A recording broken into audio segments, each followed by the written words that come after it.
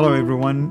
This is Al Fadi, and we'd like to welcome you again to another episode of this fabulous series that we're going through, myself and Dr. Jay Smith, who is with me here in studio. And we've been talking about external, basically, evidence that shows that the problem has some issues, and the Quran, I should say, have some problems and issues related to not only its compilation, but also its writings. And there are some issues related to the dating, and there are some issues right now that we can talk about concerning corrections, erasures, and many other things that probably going to sound very weird and strange to the Muslim ear.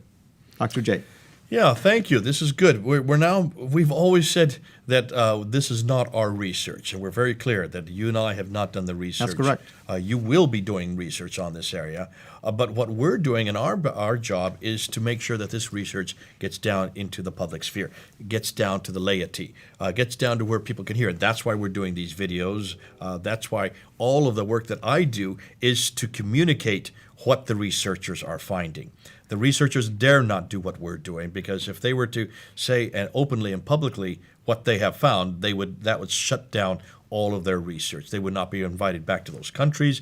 There would be death threats possibly on them. And so that's why we, in some ways, have a unique job, a unique responsibility to get this out to the wider world. Correct. So just to make that caveat so everybody knows, this is not my research, it's not your research. Absolutely. And the material we're going to work on now with this episode, if you look at the slide, has been done by Dr. Dan Brubaker. Dr. Dan Brubaker is a scholar who decided to go around and find out, looking at the earliest manuscripts, to find out if there are any changes, corrections. And to the manuscripts. To the manuscripts, the earliest manuscripts. And he came across, he went to the 10 earliest manuscripts, and he found 7 different kinds of changes that you see up on the screen there. Insertions and erasers, erasers overwritten, overwriting, taping, selective covering overwritten. He wanted to find out he was thinking maybe 10, even 5 would do enough damage.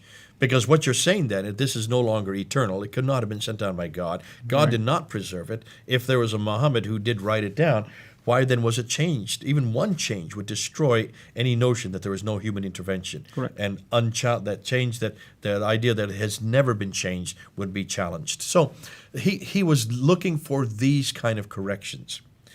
Now let's look and see what he did. I introduced this material back in 2014, so it's almost 4 years old, what I'm going to introduce today. Nothing new, but nonetheless, absolutely powerful. He found 390 insertions. Insertions alone. That's right, just insertions. Now you can see there, look at those pictures there, Abdul. Can you see some insertions Absolutely. there? And what we're saying to people here is, please look at the word that was added. And you don't even need to know Arabic, by the way. It's very obvious. Something strange was added that looks different. The thickness is different. The ink is different. The size is different. And these are later insertions. Here's an example in the Topkapi manuscript with Surah 66, verse 8. On the left side, I'll read it, and you can read what the Hafs says today. On the left side, the Topkapi there says, O ye who believe, repent unto you give by it sincerely, until you give by it sincerely. that's right. Now, that has been changed to... And the word, basically, Allah was added. That's there one of you it. can see. Can you see the word Allah added on the left-hand side? That's you right. can see it's too small, isn't it? That's right. Completely different script. And a different color also. Even All a right. different color. So that's been added. The word Allah, the name of God, has been added to the script. Here is another insertion. In this case, it's chapter 3, verse 47. What was added is what he wills. Mayasha. He creates what he wills. And there it is above the word. Can you see it above the word? We've circled it in red there. That's right. Another example of insertion. This is in Surah 2, Ayah 137. Bimitli. You can see the bimitli has been kind of squeezed in there between 2 other letters. Yeah. You can see it doesn't fit. And we've circled it in red to show that this is a much later insertion. Here's one from the Bibliothèque Nationale. It's chapter 23, verse 86. And there you can see the word is above, isn't it? It's right above the line itself. Yeah, the verse used to read, say, who is the God of the heavens and the earth? the heavens and a great, basically, a throne, and it was added, who is the God of the seven heavens. So there, Al-Saba is added, the seventh heaven. And I want to emphasize, Muslims believe there are seven heavens, but we can see here that it was added as a later time. At a later time. Now, as we're doing this, can you see what's going on here? They're standardizing the text, aren't they? And also theologically, they're fixing certain issues or maybe developing new theologies. So we're watching the development of the Quran in these these examples that we're giving. Here's another one, chapter 49, verse 50. You can see they believe, and also now, what does it say in the 1924 text? The believers. So you can see again. And by the way, what we want you to explain to our audience, I know this, but what is the 1924 text and what is Hafs in particular? 1924 text is the date that this final canonized text was created in Al-Azhar University in Cairo, 1920. So we're talking about 94 years ago. A group of scholars got together and they created the final text so there would be no discrepancies. That's the text that we use today. And that's this one I have right here. I'm showing it right here. This one here. That's the Hafs text. The Arabic on this side. Now, what's fascinating, they said that this came from a rendition of Kiryat and Ahruf, a certain well, what is Kiryat Ahruf? How do we define that? Writing, what's the word? The readings, you mean? Readings, yeah. Or variant text readings, yeah. Variant readings that were put together by readers and also professors of readers. Narrators of those readers. In the 9th century. That's correct. Hafs, and we're going to see this in another episode, Hafs is just one of 31 that we have found today. And here's the thing, we're going to talk about this because Ibn Mujahid is the one who selected those. And just like Uthman took it upon himself to decide something, Ibn Mujahid also took it upon himself to decide readers as well. So these readers have differences, variants. We've counted up to 59,000, almost 60,000 of these variants. But Hafs is just one of them. And it's attributed to him. The final Quran is attributed to one reader who died in 805. That's right. 805, early 9th century. That's over 1,000 years ago. So Muslims have known about this for 1,000 years. Here's the irony. How do they know it's Hafs? Where is Hafs' manuscript? There isn't any such thing as Hafs' manuscript or original Hafs' manuscript. We don't have his manuscript. It's all orally. That's right. It's all what we think or is attributed to him. So that's the 1924 Hafs text. That rendition has only been around since for about 94 years. And here's another thing, Dr. J. Isn't it true that if you go to the introduction for the 1924 Cairo edition, they tell you clearly that they did not rely on any manuscripts? That's right, they did not. It was only on the Kiryat and Ahruf, in this case, choosing one out of 37, really, that we've only found 31 of them. There will probably be, we're still looking for about another 6 that we have found in local stores around the Middle East. So they are there. It's not that these are being hidden. We can find them. So now we get 390 erasers. Now take a look at there. Can you see the erasers there? It's very clear. I mean, sometimes it's so clear that there is a gap that is unusual because when you look at the way the text is written, sometimes they don't have these gaps unless you have removed something. Yeah, so you can see they're intentionally changing the text. Here's some examples. The Topkapi that we've talked about, you can see clearly where the eraser is in Surah 73, Ayah 20.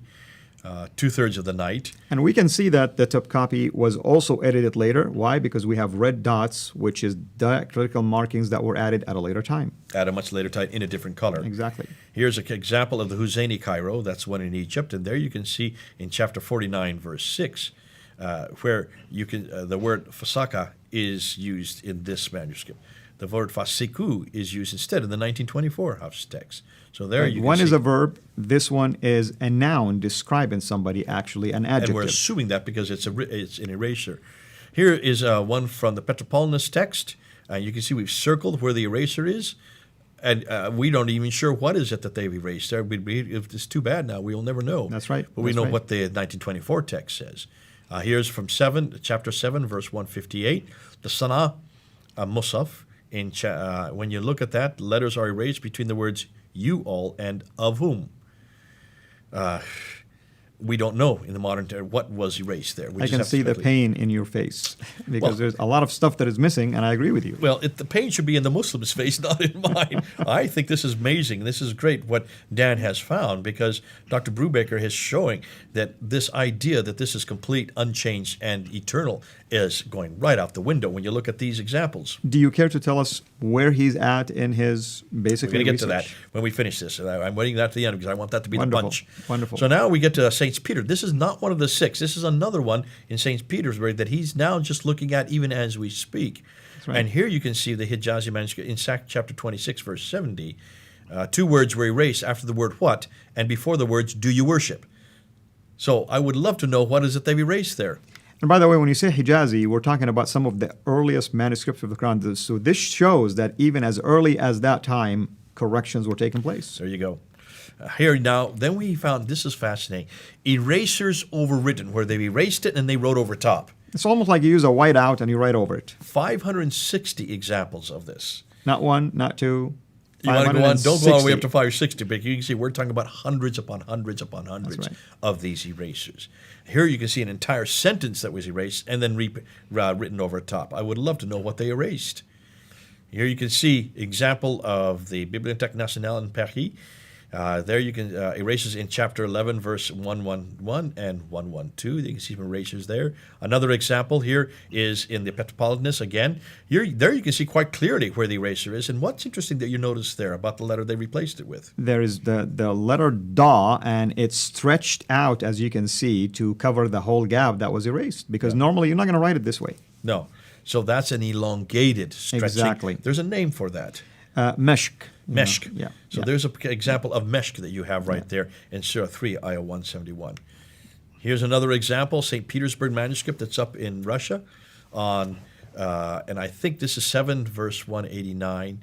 And then you get another example here of another, and this is overwriting. They didn't even bother to erase. They just wrote over top.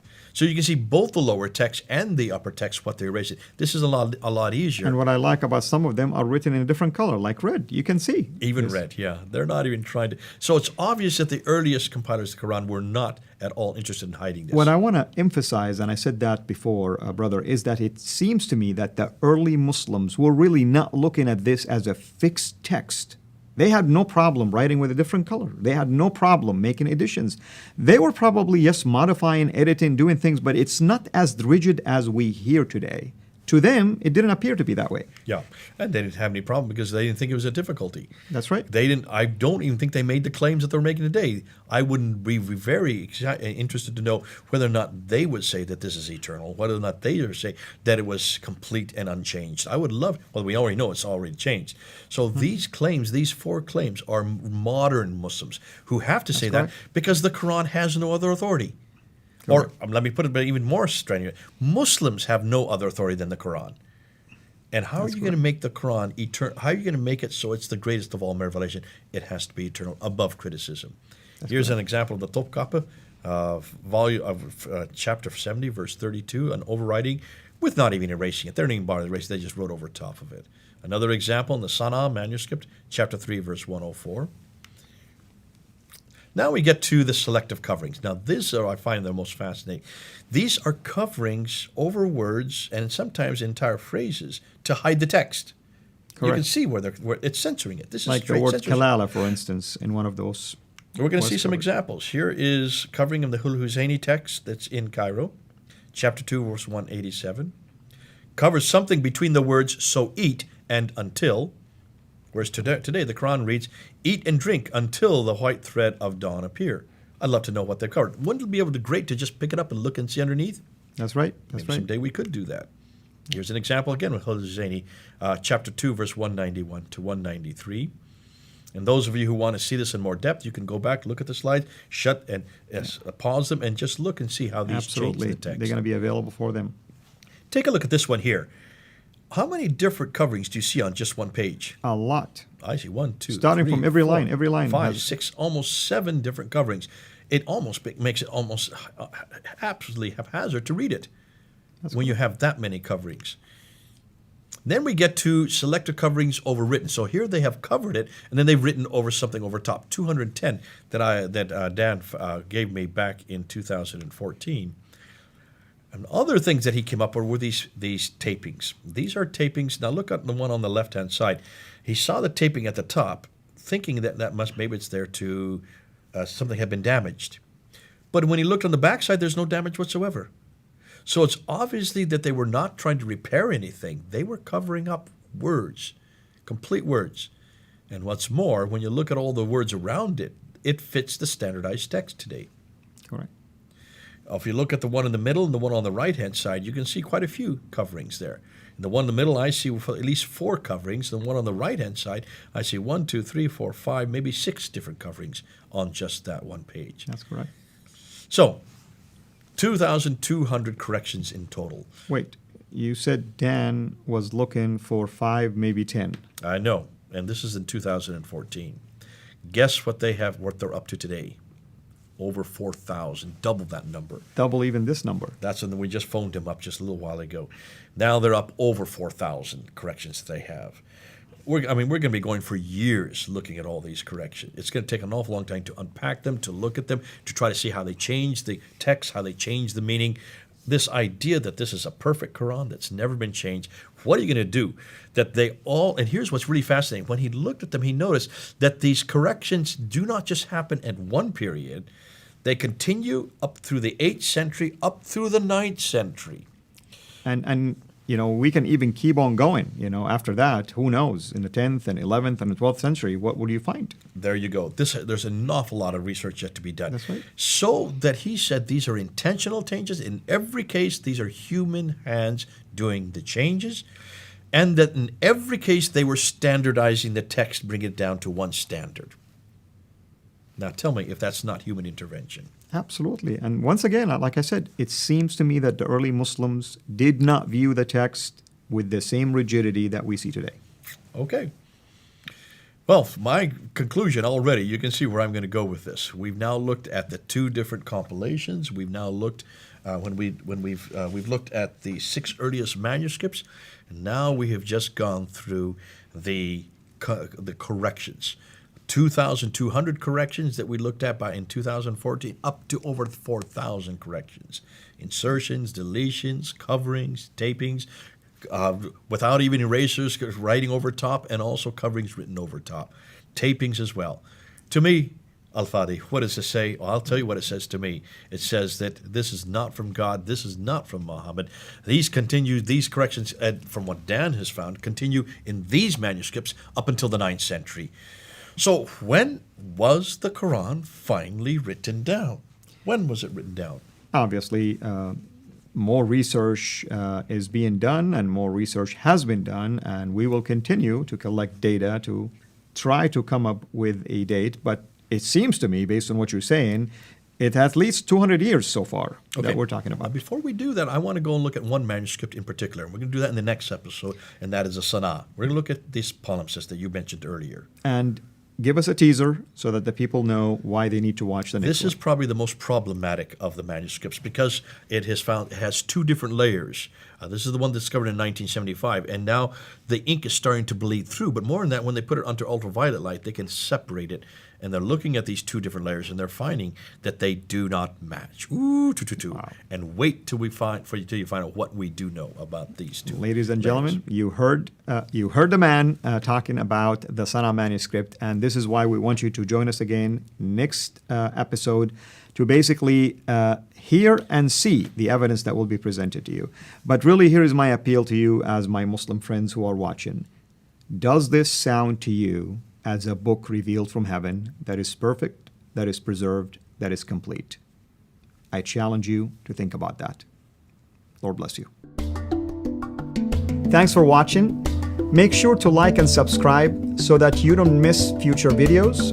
And please consider becoming a patron on patreon.com/Sierra International.